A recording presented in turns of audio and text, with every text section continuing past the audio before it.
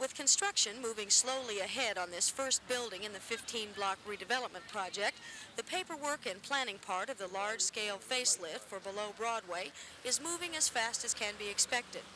That's the word from city officials, who say this project is as on schedule as it can be, 2.5 years into a 10-year, $200 million deal to breathe life into a faltering downtown. Some bonds have been sold, some property purchased, and some tentative plans drawn. And there's also the nearly completed formation of a new nonprofit corporation to handle the remaining work.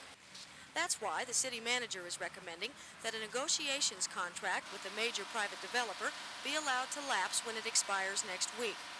The Ernest Hahn Company was selected by the city council, but from now on, the new corporation will be handling the planning. It's not that the city is unhappy with the very preliminary plans from Hahn. City development officials simply say they don't want to tie the hands of any new planning body to any exclusive contracts. Most people are guessing that Hahn would again win the contract as the major private investor in the project. The Horton Plaza redevelopment plans are very tenuous, and there are differences between what the city wants and what designer Hahn has so far come up with. So, it looks like once that new planning body starts its job, there will be more tugging and pulling for a couple of more years before much of this is swept away and replaced with high-rise business, shopping, and homes. I'm Cathy Clark, TV8 Action News, downtown with the Electro News Unit. Months of planning, politicking, and promoting could be over soon. The City Council is expected to give its approval to the multi-million-dollar Horton Plaza redevelopment plan.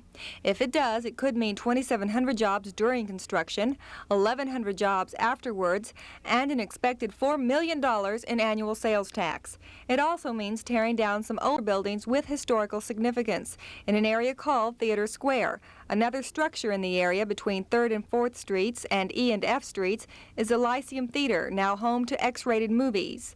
Testimony at Tuesday morning's council meeting asked that the theater be saved. Besides this theater, there are 5 other theaters in downtown San Diego.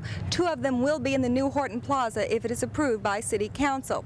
And even though redevelopment planners agree that this theater is the ideal size for small productions, they say it can't be saved.